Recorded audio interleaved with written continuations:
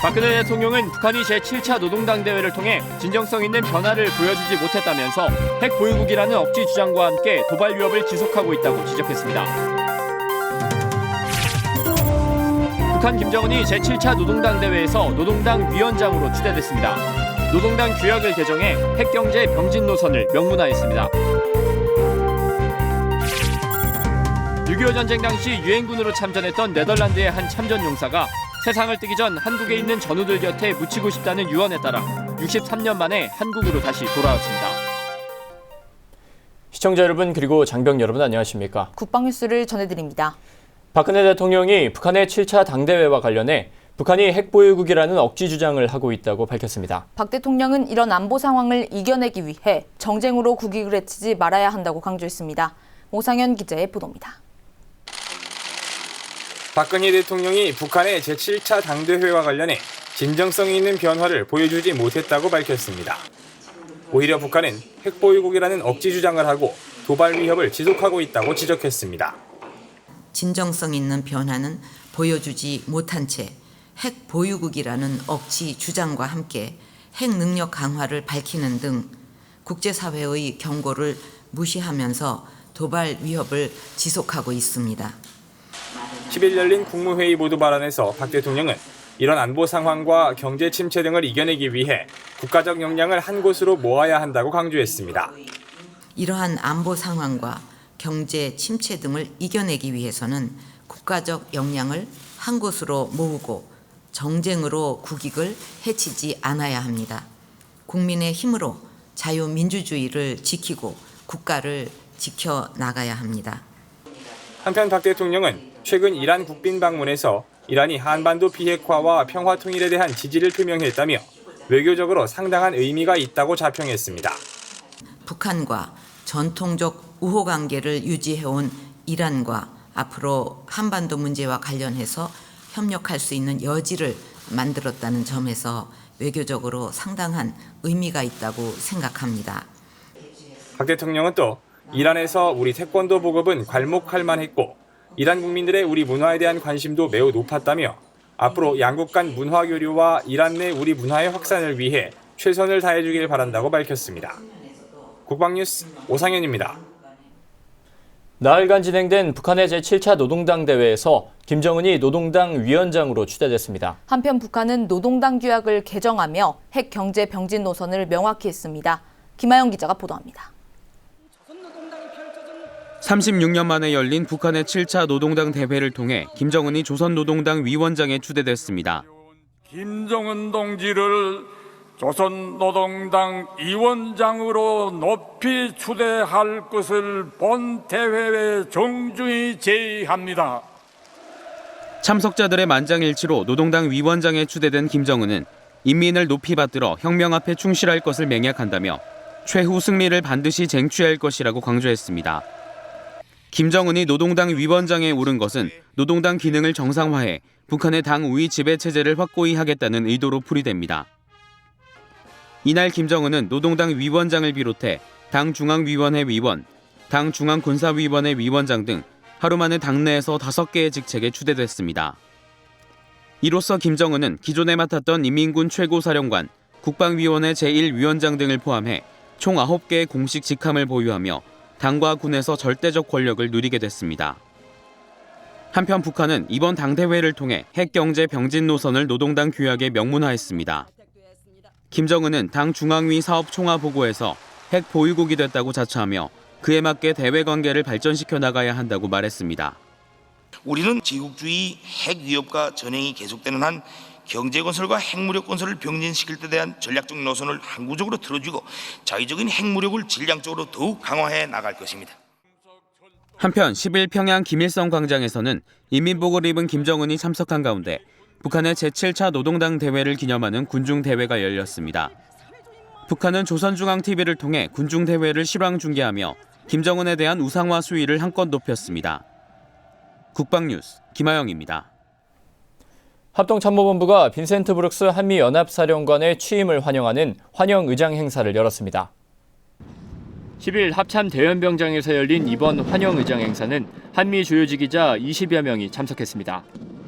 빈센트 브룩스 한미연합사령관은 1980년 미 육군사관학교를 졸업한 후 주한미군 대대장을 역임하고 코소보와 아프가니스탄 전쟁에 참전했습니다. 지난 2일 열린 취임식에서는 미래를 분명하게 직시하고 평화와 번영에 대한 도전에 맞서야 한다며 오늘 밤 전투가 벌어져도 싸워 이길 수 있는 파이트 투나잇 정신을 강조하기도 했습니다. 한편 이순신 합참의장과 브룩스 연합사령관은 오는 12일 JSA 등 전방부대를 방문해 한미연합부대의 작전 현황을 점검할 예정입니다. 6.25 전쟁 당시 유엔군으로 참전한 네덜란드 참전용사 고 니콜라스 프란스 웨셀씨가 63년 만에 한국의 품으로 다시 돌아왔습니다. 국가보훈처는 고인의 뜻을 받들어 유가족과 참전용사를 초청한 가운데 그의 유해를 국내로 봉안하는 행사를 가졌습니다. 김두현 중사의 보도입니다. 지난 9일 인천공항에서 네덜란드 6.25 참전용사인 고 니콜라스 프란스 웨셀씨의 유해 봉안 행사가 거행됐습니다. 참전용사 웨셀씨는 1953년 1월 유엔군으로 6.25 전쟁에 참전해 치열했던 횡성 전투를 치르며 목숨 바쳐 한국을 지켜냈습니다. 조국으로 돌아간 후에도 6.25 전쟁에 대한 기억과 향수로 살아왔습니다. 특히 2001년 유엔 참전용사 재방한 사업을 통해 꿈에도 그리던 한국을 방문한 후 경이적인 발전을 이룬 한국을 제2의 고향으로 생각하며 무한한 애정과 큰 자긍심을 느꼈다고 전해졌습니다. 이후에도 한국 부산 유엔기념공원에 묻힌 전우들을 그리워하던 웨셀씨는 작년 4월 한국에 있는 전우들 곁에서 잠들게 해달라는 유언을 남긴 채 향년 84세의 일기로 세상을 떠났습니다. 이 소식을 접한 국가보훈처는 네덜란드 참전용사와 유가족 10여 명을 초청하고 웨셀씨의 유해를 공항 입국에서부터 안장식까지 최고의 예우와 의전을 다해 지원하기로 했습니다. 오늘 우리는 63년 전 대한민국의 자유민주주의 수호에 헌신하셨던 네덜란드 유엔 참전용사 고 니콜라스 프란스 웨셀씨의 유해를 맞이하는 뜻깊은 행사를 하고 있습니다. 63년 만에 목숨을 걸고 지켰던 대한민국의 품으로 돌아오신 우리들의 영웅 고 니콜라스 프란스 웨셀씨에게 무한한 존경을 바치며 우리 정부와 국민은 웨셀씨의 고귀한 뜻을 받들어 대한민국에서 영원한 안식이 되도록 최선을 다해 모시겠습니다. 현재 네덜란드 왕립군 헌병 부관으로 재직 중인 참전용사의 아들 페투루스 코르넬리스 웨셀씨는 아버지에 대한 대한민국의 예우와 참전용사 묘지에 안장되는 것에 대한 깊은 감사를 전했습니다.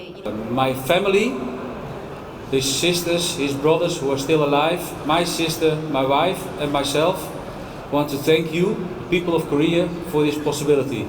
I thank you very much for this. At last I want to say it's an honor for myself also as a military in the Netherlands that my father can be buried on the military cemetery of the UN in Busan. Thank you for that. 국가보훈처는 11일 횡성 전투 기념식을 연 뒤 12일 부산 유엔기념공원에서 고인의 안장식을 가질 계획입니다. 국방뉴스 김두현입니다. 5월이 시작되자마자 황금 연휴를 앞두고 강풍이 몰아닥쳤죠. 이로 인한 피해가 잇따랐는데요. 강풍으로 피해를 본 농민들도 많았습니다. 네, 이들의 피해를 복구하기 위해 군 장병들이 또 힘을 보태고 있습니다. 강경일 상사가 보도합니다. 지난 3일과 4일 사이 황금 연휴를 앞두고 전국적으로 예상치 못한 강풍이 불어닥쳤습니다. 이로 인해 영월과 횡성, 평창 일대 농가는 농작물과 비닐하우스 등 재배시설이 쓰러져 큰 피해를 입었습니다. 강풍 피해 복구에도 역시 군 장병들이 나섰습니다. 육군 36사단은 지난 5일부터 황금 연휴도 뒤로하고 일손이 필요한 지역에 병력을 즉각 투입해 무너진 비닐하우스 골절을 철거하고 피해 작물들의 운반을 돕고 있습니다. 현장에 와서 보니 생각보다 피해가 커서 놀랐는데 부모님들의 시름을 덜어드린다는 생각으로 적극적으로 최선을 다해 돕겠습니다. 부대 장병들의 적극적인 대민 지원으로 이 지역 농민들은 한시름 놓게 됐습니다. 강풍으로 인한 피해로 힘들어하실 주민들을 도울 수 있어 마음 든든합니다. 국민의 군대로서 그 역할을 할 수 있어 기쁘고 빠른 시간 내에 복구될 수 있도록 독수리연대 전 장병이 성실히 최선을 다해 돕겠습니다. 부대는 피해 복구가 완료될 때까지 대민 지원을 계속하겠다고 밝혔습니다. 한편 군은 이번 강풍으로 인한 피해 농가의 복구 지원을 위해 10일 현재 육군 36사단을 비롯해 전국 7개 부대에서 연인원 4,009명을 지원했습니다. 국방뉴스 강경일입니다. 국방뉴스에서는 오나 미녀를 둔 행복한 아빠, 육군 기계화학교 오는신 상사 이야기를 전해드리고 있는데요. 네, 이번 시간에는 결혼을 앞둔 후배 부사관을 위한 간담회와 6째 아들의 가족 운동의 모습을 전해드립니다. 송민아 기자가 취재했습니다. 가족도 동일하게 엄마, 아빠, 아기들 다 역할과 책임이 있다고 생각합니다. 결혼을 앞두고 있거나 신혼인 부사관들이 가정의 달을 맞아 고민 상담을 하거나 조언을 듣는 자리가 마련됐습니다. 이날 인생 선배로서 후배 부사관들 앞에 선 오는신 상사.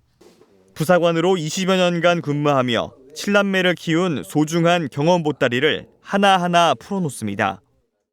아이 중심적으로 이렇게 변하다 보니까는 그 자체를 빨리 적응 못하게 되면은 아이도 힘들고 부모도 힘들고 그런 것 같아. 후배 부사관들도 그동안 쉽게 꺼내지 못한 결혼과 육아 고민 등을 공유하며 앞으로 펼쳐질 밝은 미래를 그려봅니다. 전차와 같은 중장비의 정밀 작업은 작업자들의 호흡이 무엇보다 중요합니다. 자칫 작은 실수가 큰 사고로 이어질 수 있기 때문입니다. 정비관인 온 상사는 모든 정비에서 안전을 최우선으로 가르칩니다. 특히 선택이 아닌 의무 복무를 하고 있는 병사들은 더욱 세심하게 관리하며 건강하게 군복무를 마칠 수 있도록 이끌고 있습니다. 새로 전입 온 이등병에게 직접 업무를 알려주고 개인적인 고민도 들어주며 올바른 멘토로서 역할을 다하고 있습니다. 정비과 병사들은 다자녀 아빠인 온 상사의 세심한 배려를 통해 미래 결혼관을 정립하기도 합니다. 자녀분이 많다 보니까 병사들도 똑같이 같은 자녀 같은 마음으로 이렇게 대해주시는 게 일단 그게 크나큰 점이라고 생각하고 있습니다. 저도 든 생각은 나중에 이제 10년 먼 미래지만은 먼 미래를 보고 결혼을 한다면 최소한 3명, 4명 키워서 오순도순 이렇게 온 상사님처럼 이렇게 행복하게 오순도순 살고 싶습니다. 이날은 일과 후 장성에 위치한 한 체육관을 찾았습니다. 6째 아들 국빈이가 다니는 유치원 가족운동회에 참석하기 위해서입니다. 이곳에 모인 유치원생 부모들은 사회자의 구령에 맞춰 춤을 추기도 하고 기차놀이를 하며 손뼉을 맞추기도 합니다. 이날은 타지에서 기숙사 생활을 하고 있는 첫째 아들도 가족들과 함께했습니다. 체육관에 모인 다른 가족들보다 월등히 많이 모인 온상사 가족. 때론 다투기도 하고 풍족한 여유를 누리지 못할 때도 있지만 7남매는 서로에게 힘이 돼줍니다. 좋은 점은 심심하지 않고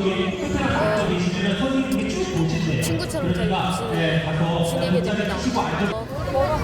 엄마 아빠 사랑해요. 온상사도 가족들과 함께하는 이 순간이 평생 간직될 소중한 추억으로 남길 바랍니다. 최대한 할 수 있는 데까지는 주어진 시간 내에서 충실하려고 노력을 하고 있습니다.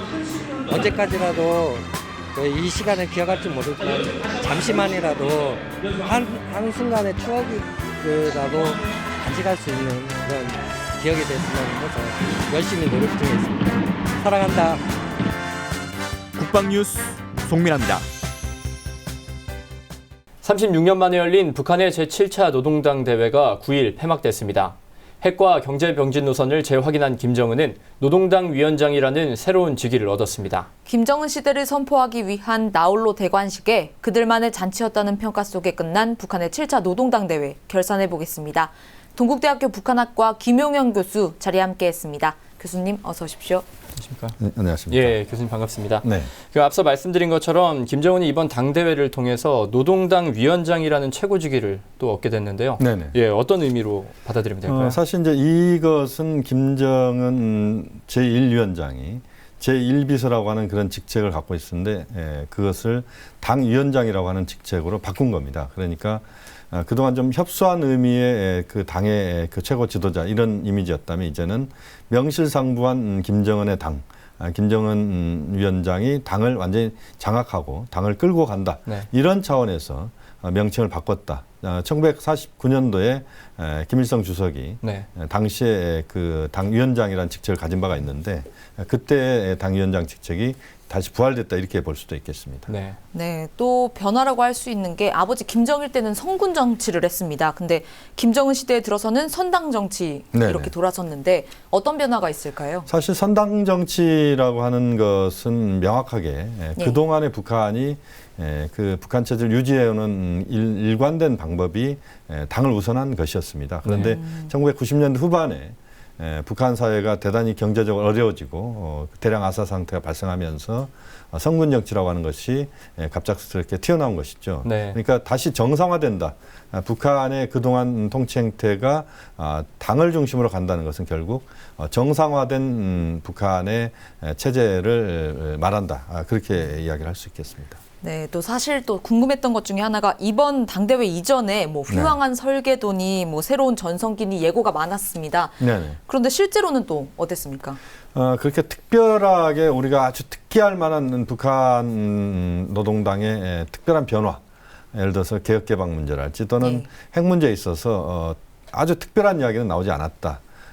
오히려 북한이 핵 보유국 지위를 인정받으면서 그러면서 세계 비핵화를 이야기하는 어떻게 보면 좀 모순적인 이야기를 꺼내기도 했었고 그렇게 본다면 이번 당대회에서는 명실상부한 김정은 체제 출범이라고 하는 그것에 포인트를 맞췄고 그러나 알맹이는 그렇게 특별하게 보이지 않는 뭔가 새로운 김정은 시대에 걸맞는 새로운 어떤 비전의 제시는 이렇게 특별하게 나오지는 않았다. 그렇게 말씀드릴 수 있습니다. 네, 알맹이 없는 뭐 거칠에 불과한 어떤 행사였다라는 평가셨는데요.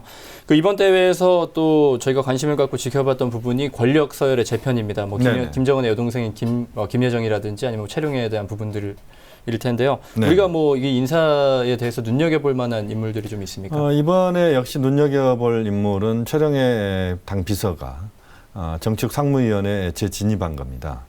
다시 말씀드리면 이번에 그동안의 정치국 상무위원은 세 사람이었습니다.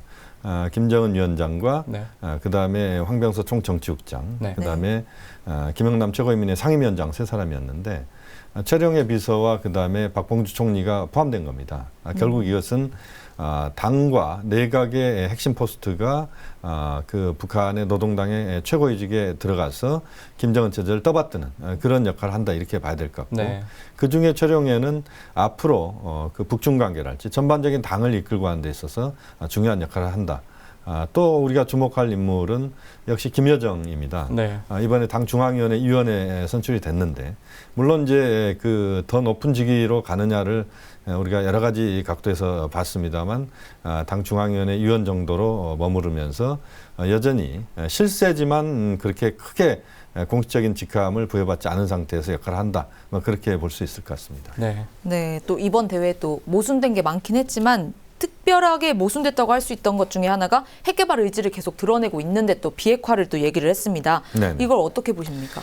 사실 이제 이 부분은 그 북한이 어떤 데에 방점을 뒀느냐를 주목을 해야 됩니다. 그러니까 핵무기 보유를 인정받으면서 세계 비핵화에 나서겠다.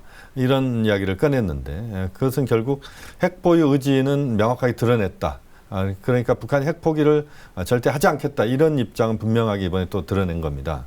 그러면서도 세계 비핵화를 이야기하는 것은 미국과의 앞으로 협상을 하는 데 있어서 세계 비핵화라고 하는 그 카드를 갖고 나서겠다는 것인데 현실적으로 세계 비핵화라는 이야기는 북한의 핵 포기를 전제하지 않은 선거에서는 이야기하는 것은 좀 자가당착이다 이렇게 봐야 될 것 같고 그런 점에서 북한의 논리가 앞으로 제대로 작동하기 위해서는 북한의 핵 포기는 우선적으로 이루어져야 된다 이렇게 말씀드릴 수 있습니다. 예, 뭐 하나의 국가가 두 가지 주장, 상반대 주장을 모순되게 한다라는 게 뭐 상당히 좀 이해가 안 되는 부분이기도 한데요. 예, 북한은 또 추가적으로 남북 군사회담에 대한 필요성을 뭐 제기하기도 했습니다. 근데 우리 정부는 뭐 북한의 이러한 모습에 대해서 뭐 진정성을 촉구하고 있는 상태고요. 뭐 이런 국면에서 앞으로의 남북 관계 어떻게 진행될 거라고 보십니까? 전반적으로 남북 관계는 이번 당대회를 기점으로 해서 아주 특별한 변화를 가져온다 이렇게 보기는 어렵습니다. 그러니까 남북 관계는 현재 그 강대강의 대결 구도를 벗어나기는 쉽지 않다. 다만 북한이 미국이나 국제사회와의 핵 문제를 풀어가는 데 있어서 좀 더 전향적으로 나오고 비핵화와 관련된 의지를 표명하면서 대화의 흐름들이 만들어질 때 남북관계가 개선될 수 있다. 그런 점에서 봤을 때 남북 자체의 동력보다는 외부 환경의 변화, 이것에 의해서 남북관계가 영향을 받을 수 있다. 다만 지금 당장은 남북관계의 특별한 변화를 기대하기는 어렵다. 그렇게 전망할 수 있겠습니다. 예, 그럼 교수님 말씀은 오늘 여기까지 들어보도록 하겠습니다. 네, 지금까지 동국대학교 북한학과 김용현 교수와 북한의 제7차 노동당 대회를 정리해봤습니다. 예, 교수님 오늘 말씀 감사합니다. 감사합니다. 북한의 제7차 노동당 대회가 종료됐습니다. 우리는 이번 당대회에서 한반도의 안정을 위한 건설적인 방안이 나오길 희망했었는데요. 우리의 희망과는 다르게 북한은 핵보유국임을 주장하며 노동당 규약의 핵경제 병진 노선을 명문화했습니다. 그러면서 비핵화를 위해 노력하겠다고 주장하고 남북 군사회담을 제안하는 등 모순된 행보를 보이고 있는데요. 북한의 진정성 없는 태도에 답답한 마음이 앞섭니다. 국방뉴스를 마칩니다. 시청해주신 여러분 고맙습니다.